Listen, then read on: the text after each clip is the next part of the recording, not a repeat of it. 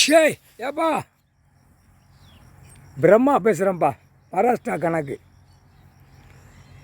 டெல்லி 5க்கு 5 நீதிமன்றம் கோர்ட் உச்ச நீதிமன்றம். எப்படி டெல்லியிலேருந்து தமிழ்நாடு டு டெல்லியிலேருந்து கணக்கு தாய் இந்தியா நாடு முழுவதும் நீதிமன்றம் கோர்ட் வளாகத்தில் கண்ட்ரோலில் இருக்குது.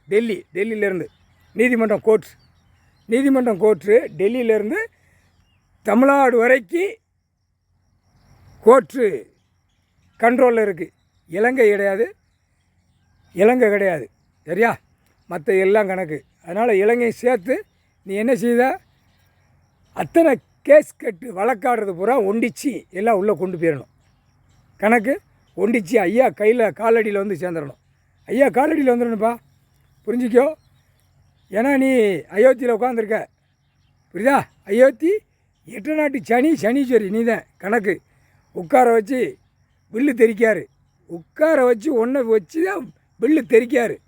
அந்த வில்லு தெரிக்கிற கணக்கில் கருப்பு ஆடை நீதிமன்றத்தில் ஆடுற ஆட்டம், கருப்பு ஆடை.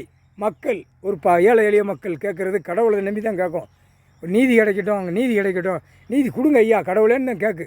அந்த நீதியை அழித்து வச்சுட்டான். கீழே வழக்கறிஞர்கள் ஆடை கட்டி கண்ணை கட்டி ஆடிட்டான்.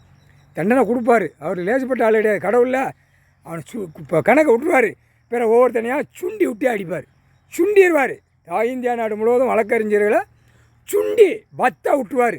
வத்தி சாக்கடையை போய் கவ விட்டுருவார். ஏன்னா அவர் எப்படிப்பட்ட ஆள்னு அவனுங்களுக்கு தெரியும்.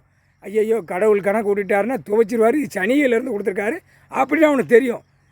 தாய் இந்தியா நாடு முழுவதும் சனிகையில் கருப்பு ஆடை கணக்கு ஒப்படைச்சிட்டாருன்னு புரிஞ்சுக்கிடுவான்.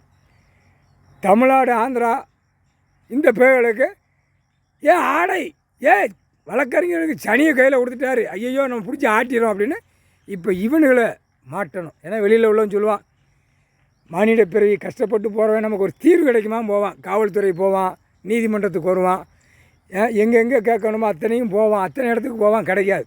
அப்போ தான் கடவுளை கேட்பான். கடவுளை கண்ணு தெரியலாமா? இல்லையா முட்டா பேல அவர் 5 வருஷமாக உட்காந்து கணக்கு விட்டுக்கிட்டு இருக்காரா, தப்பு செஞ்சவனை பூரா கணக்கு எடுத்துருக்காரா, மொத்தமாக பிடிச்சி ஆட்டி குறுக்கெலும்பு ஒடிச்சிடும்னு அவர் கணக்கு போட்டார். அமைதியாக போங்கடா முட்டா பேய. சில காலத்தையே பூரா சொல்லுது ஆணும் பெண்ணும் கடவுளுக்கு கண்ணு தெரியலையா அப்படி முட்டாக்களை கவனம் வாங்க. வழக்கறிஞர்கள் உள்ள கேஸ் கட்டு ஆந்திரா கர்நாடகா மற்ற மாநிலத்தில் தமிழ்நாட்டில் ஆடும். தமிழ்நாட்டில் உள்ள கேஸு எல்லா நாட்டிலையும் ஆடுது. அத்தனையும் கேஸ் கட்டை ஒதுக்கி கொண்டு வந்து சேர்த்துறப்பா. கேஸ் கட்டை ஒதுக்கிடு. முக்கால் சத்தியம் எல்லா லாயருக்கும் பிடிச்சி ஊச்சி தலையில் உட்காந்து ஆட்டி மாட்டி எல்லாம் உள்ளே வந்துடும். வழக்கறிஞர்களுக்கும் தண்டனை போட்டார். விடுவார் அவர் லேசப்பட்டாளா?